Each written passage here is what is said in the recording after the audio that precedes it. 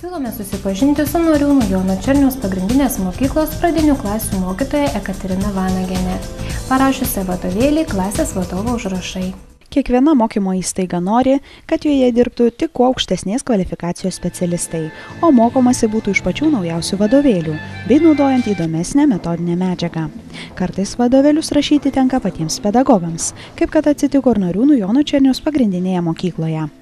Pradinių klasių pedagogė Ekaterina Vanagienė, siekianti metodininkės vardo ir šioje srityje išdirbusi beveik 30 metų, savo kolegas, mokinius ir draugus sukvietė į jos darbovietės mokyklos aktų salę, kur su buvusiais auklėtiniais surengė trumpą koncertinį pasirodymą, kad paaiškintų, kas jos naujajame vadovėlyje yra sudėta, bei kodėl moteris ryžosi jį parašyti.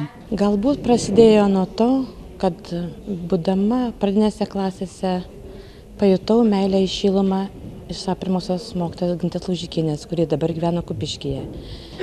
Dar didieji mano mokytojai, mama ir tėtis, yra gyvi. Taip pat mano giminaitė mokytoja Masiulytė, garbaus amžiaus. Visada mane palaiko ir visada, kaip sakiau, jau buvo mokoma viską kaupti, dėti, neišmesti ir datuoti. Todėl visiškai nesunku buvo ir tai sudėti. Bet kartą konferencijos metu Šiauliuose, kai joje mokiausi, mano dėstytojas, dabar profesorius Arkadijus Kiseliovas, matematikos vadovėlių autorius, sako: Katerina, o kam jums skaityti pranešimą, kur kitur, pabandykit pas mane. Po to mane pastebėjo pavaduota Edita, dabar jau dirba Šiaulių miesto kultūros ir švietimo vyresnė specialistė. Ir aš tiesiog pasidžiaugiau, kad, sakim, turiu tokios medžiagos, sako, atvežkim, pasižiūrėkim.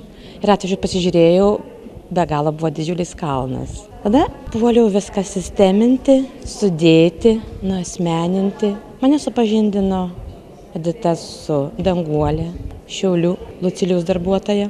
Ir tai prasidėjo. Visa vasara buvo labai tempta, daug padėjo mano dukra. Ir galbūt dar paskatino, kadangi Deimantė yra ką tik baigė, ir nuo rugsėjo 1-osios pradėjo dirbti Vilniaus Antakalnio vidurinėje mokykloje. Dailė išmano puikiai, bet taip atsitiko, kad jai reikėjo būti klasės vadovė. Mama, o ką man dabar daryti? Ir tada mane dar labiau pastumėjo, kadangi tikrai jai reikėjo patirties, o iš to nesimokė, dar buvo neparuošta.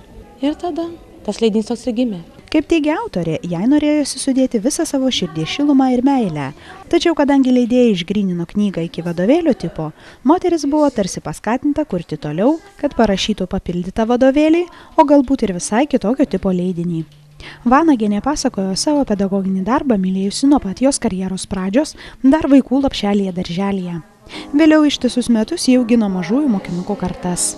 Ir kaip pati puikiai prisimena, daugelio dabartinių pradinukų tėvelius ir net senelius yra mokiusi. Medžiaga yra tokia.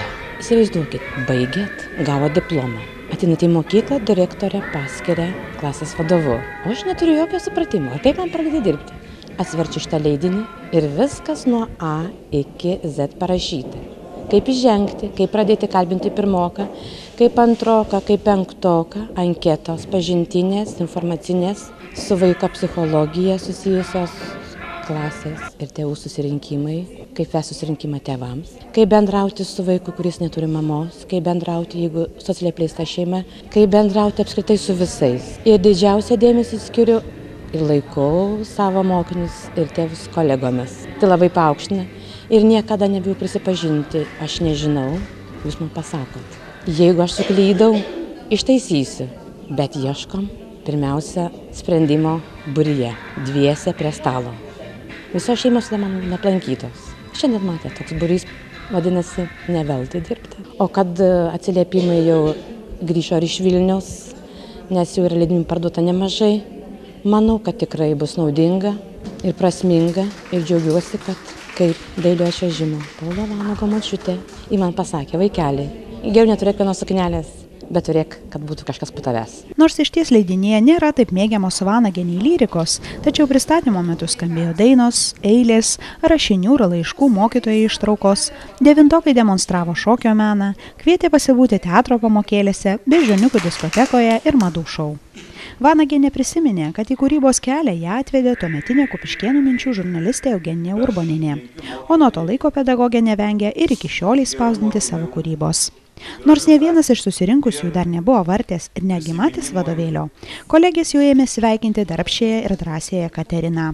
Juk dauguma mokytojų kaupia savo naudojamą metodinę medžiagą, renka vaikų piešinius, rašinius ir kitus kūrinius, kuriuos gali panaudoti mokant kitus vaikučius. Tačiau reta, kuri ryžtasi sisteminti tokį turtą ar juo labiau skubėti išleisti knygą. Šiaulių Lucilijaus leidyklos atstovė Danguolė Vasiliauskienė taip pat pasveikino autorę, tačiau prisipažino atgabenusi kiek kitokių gėlių. Ant vadovėlio klasės vadovo užrašai puikuojasi nuostabi Herbera. O kadangi leidykla pedagogijai įteikė 30 tokių vadovėlių, Vasiliauskienė juokavo, kad įteikta 30 žiedų puokštė. Pasak specialistės, šis vadovėlis ne tik įdomus, bet ir labai naudingas. Kupinas patarimų, testų, anketų ir kitų susistemintos vaikų ir jų mokymosi lygio pažinimui skirtos mokymo medžiagos. Netrukus dabartiniai devintokai, patalkinę savo pirmąjį mokytojai koncertinėje programoje, taip pat pasveikino Ekateriną.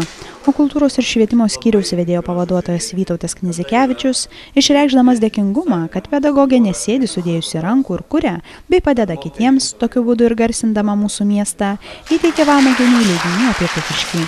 Taip pat netrūko ir kitų pasveikinimų. Kiekvienas būrelis ar pavienės mokytojas sakė maloniausius padėkos žodžius, o po viešo pristatymo pabaigos skubėjo šį naujausią leidinuką ir įsigyti iš čia pat salėje įkurto laikinojo leidyklos Lucilijus prekybos punktelio.